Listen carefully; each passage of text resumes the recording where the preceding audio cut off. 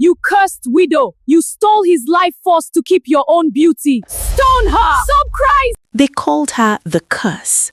They whispered that her presence brought the death and her shadow brought bad luck. She was labeled a cursed widow. They said she must not step outside during the day, for her shadow falling on a child could bring sickness. But while the village slept, the curse was doing something they could never imagine. Imagine giving your last crust of bread to the very person who spit on you that morning. Imagine walking until your fingers bled to save a town that wanted you gone. This is the story of Elena, the woman they hated by day and the angel who saved them by night. But the most shocking part isn't what she did, it's the secret she kept until the very last day. In the quiet, fog-drenched village of Oakhaven, the wind didn't just blow, it whispered. It whispered secrets, it whispered judgments, and most of all, it whispered the name of Elena. To the people of this village, Elena was not a neighbor, a friend, or even a person. She was a walking shadow, a living reminder of a tragedy they couldn't explain. 7 years ago, Elena had married Marcos, the village's strongest, most vibrant young man. They were a picture of hope, but the joy was short-lived. Marcos died suddenly, falling ill on a Tuesday and breathing his last by Friday.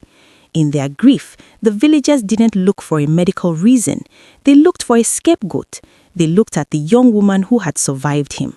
She has a cold heart, they whispered. She stole his life force to keep her own beauty. The grief of the village turned into a sharp, jagged stone, and they threw it at Elena every single day. She was labeled a cursed widow. They said she must not step outside during the day, for her shadow falling on a child could bring sickness. They said she must fast every 10 days to purge the darkness within her. But the cruelest part of her existence didn't come from the neighbors. It came from the woman who lived under the same roof. Elena lived with Sarah, Marcos's mother. Sarah was a woman whose heart had turned to ash the moment her son's heart stopped beating. Every morning, the day began not with sunlight, but with the harsh clatter of Sarah's wooden cane against the floorboards.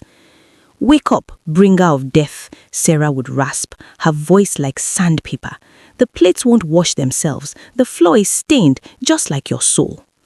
Elena would spend 12 hours a day on her knees, scrubbing stone floors until her fingers bled and her back felt like it was breaking. She wasn't allowed to speak. If she tried to offer a kind word, Sarah would strike the floor with her cane. "Your voice is a poison. Do not let it reach my ears." During the fasting days, Elena's world would spin. By the 8th hour of hunger, her stomach would cramp and her vision would blur. She would watch Sarah eat warm bread and thick stew, the aroma filling the kitchen like a taunt. Elena would simply close her eyes and think of Marcos. She remembered his laugh, the way he promised to always protect her.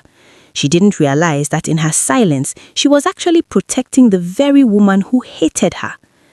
Then there were the Fridays. Friday was the day Marcos died, and so Friday was the day Elena had to pay the highest price. As the sun began to dip behind the jagged mountains, the villagers would gather on their porches to watch the widows walk. Elena would walk through the center of the village, her head bowed, carrying a thin wool blanket. No one spoke to her. Some would spit on the ground as she passed, others would pull their children inside. They believed that on Friday nights, the restless spirit of Marcos was looking for his killer, and Elena had to be there at the grave to keep that spirit from attacking the village. When she reached the cemetery, the iron gates would creak shut behind her. She would find the headstone, Marcos Thorn, beloved son, and she would lie down in the dirt. The ground was always cold. In the winter, the frost would bite through her shawl. In the rain, she would be soaked to the bone within minutes. Sarah would watch from the window of their cottage on the hill, making sure Elena didn't leave. "Sleep in the dirt where you belong," Sarah would mutter before blowing out her candle. But when the clock in the village square struck midnight, a transformation occurred.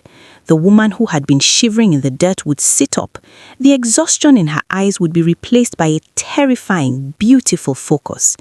Elena would reach behind Marcus's headstone into a hollow space she had carved out over years. She would pull out a heavy, dark cloth, sturdy leather boots, and a bag she had spent all week secretly filling. While the village slept, Elena became the midnight angel. She knew who was suffering. She had ears that heard the cries of a hungry child through a thin wall. She had eyes that saw the blacksmith's fence falling apart. She knew that the old widow on the edge of the town was too weak to chop wood for her fire. One by one, she moved through the shadows. She was a ghost of mercy. She would chop 3 weeks of wood in total silence. She would leave bags of grain on doorsteps. She would fix the broken hinges of the village gates. She worked until her muscles screamed and her breath came in ragged gasps. She did more for Oakhaven in 5 hours of darkness than the entire village council did in a year of daylight. Months turned into years, and the legend of the Midnight Angel grew. The villagers started to believe that a divine spirit had pitied them. They found their gardens weeded, their sick relatives healed by mysterious herbs left on windowsills, and their lost animals returned to their pens. "It must be an angel sent by Marcus," Sarah told the neighbors one afternoon, her eyes gleaming with pride. "My son was so good. Even in death, he sends us a protector, not like that curse of a woman I have to live with." Elena stood in the corner of the room, her hands hidden in her apron, her knuckles swollen and bruised from hauling stones to fix the village well the night before. She listened to them praise the angel while they looked at her with disgust. It was the ultimate irony. They loved the mask, but they hated the soul behind it. Finally, the village chief made a proclamation. "The angel has saved us from the winter famine. We will hold a great feast of gratitude. We will leave a trail of lanterns from the forest to the square. We will beg our protector to reveal themselves so we may offer our gold and our thanks." The night of the feast was vibrant with color. The village square was filled with the smell of roasted meat and the sound of music. Everyone was there, except Elena, who had been ordered by Sarah to stay at the grave. "The angel won't come if a murderer like you is present," Sarah hissed. But at midnight, the music stopped. A figure appeared at the edge of the lantern light. The figure was tall, draped in a mud-stained cloth, walking with a slight limp. A hush fell on Oakhaven. The chief stepped forward, his voice trembling.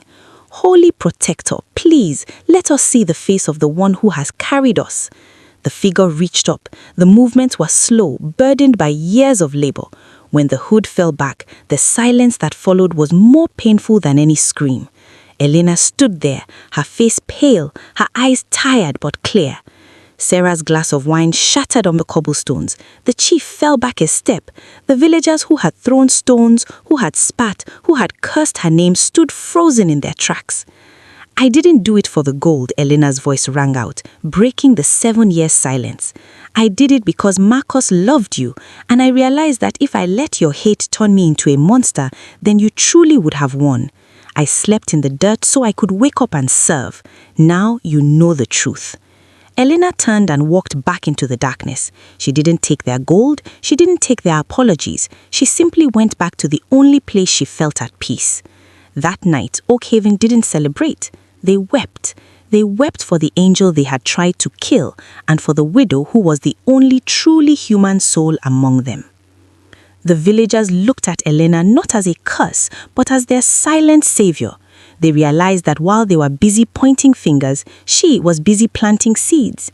Elena didn't save the village to prove them wrong. She saved them because her heart was too big to let them suffer, even when they didn't deserve her kindness.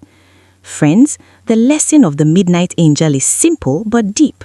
Your value is not defined by how others treat you, but by how you treat others when they are at their worst. True strength isn't found in loud arguments or seeking revenge. It's found in the silent sacrifices we make when no one is watching. If Elena's story touched your heart today, do us a favor. Hit that like button so this message can reach more people who might be feeling alone right now. And if you want more stories that feed the soul and teach the lessons that truly matter, click subscribe and join our community. Thank you for watching, and remember, be the light in someone else's darkness. We'll see you in the next story.